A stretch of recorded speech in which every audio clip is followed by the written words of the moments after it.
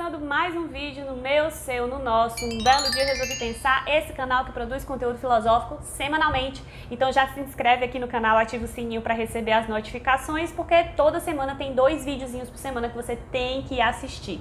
E não deixa também de me seguir lá no Instagram, @liafreitasfilo. Lá eu faço um conteúdo complementar a esse aqui do YouTube. Abro caixinhas de perguntas, faço enquete para vocês, aceito sugestões de temas. Então eu sempre falo, para ter a experiência completa do universo Um Belo Dia Resolvi Pensar, você tem que se inscrever aqui no canal e me seguir lá no Instagram. Quem sou eu? Lia Freitas, 31 anos de idade, professora de filosofia, atualmente youtuber também. Será que essas características são suficientes para dizer de fato quem eu sou? Pois é, gente, essa pergunta ela nunca foi fácil de ser respondida, nunca foi simples de ser respondida, mas à medida que o tempo histórico, as civilizações e as culturas vão mudando, parece que cada vez mais essa pergunta vai ficando complexa. Se a gente for pensar, gente, nas sociedades tradicionais da antiguidade ou mesmo as sociedades tribais, a gente percebe que existe uma compreensão de que a individualidade ela é menor em relação à coletividade.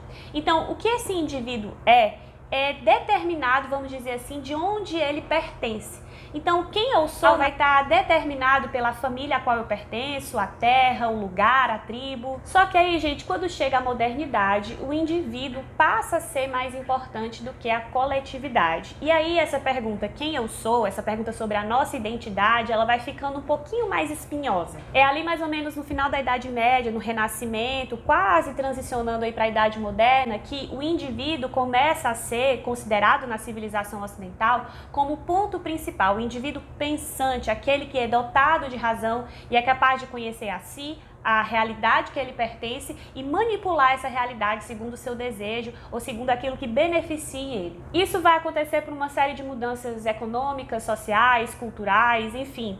E, portanto, essa influência vai também estar presente na história da filosofia e nesse desenvolvimento do pensamento ocidental moderno. E aí, gente, essa visão de subjetividade centrada na capacidade da razão humana, ela vai ser uma característica muito presente em vários filósofos desse período, mas um dos principais que começa com essa perspectiva de forma mais emblemática é o René Descartes. Todo mundo sabe aquela famosíssima frase do Descartes que é penso, logo existo, né, gente? Tem até um funk em homenagem ao Descartes, eu vou colocar pra vocês. Penso, logo existo! Penso, logo existo!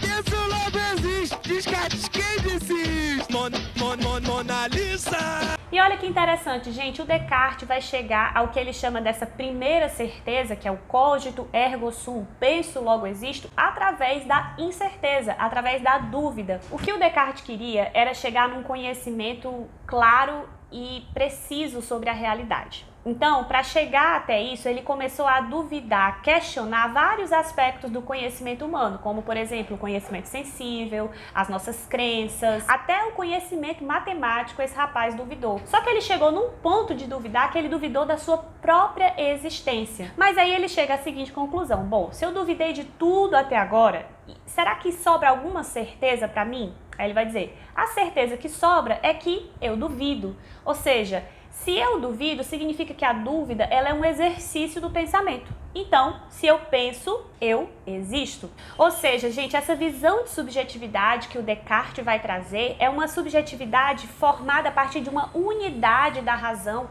e ela dá substancialidade, inclusive, para a própria existência. Então, é o Bauman, sociólogo, aí, que vai dizer que existe 2 tipos de modernidade. Uma modernidade sólida, em que existe essa concepção de sujeito pautado nessa certeza da razão, e também a modernidade líquida, que é essa que nós estamos vivendo hoje, onde essas certezas vão ser dissolvidas. Então, gente, atualmente a gente tem uma exacerbação dessa noção de individualidade, por conta também de uma série de transformações econômicas, sociais e culturais. Então, como o indivíduo passa a ser o núcleo principal, todos esses valores e certezas começam a ser questionados, começam a ser dissolvidos e contestados, porque tudo vai depender da perspectiva individual de cada pessoa. Por isso que que hoje passa a ser tão difícil responder essa pergunta, porque o que eu sou não está mais alicerçado na certeza de uma subjetividade autocentrada, muito menos a família que eu pertenço,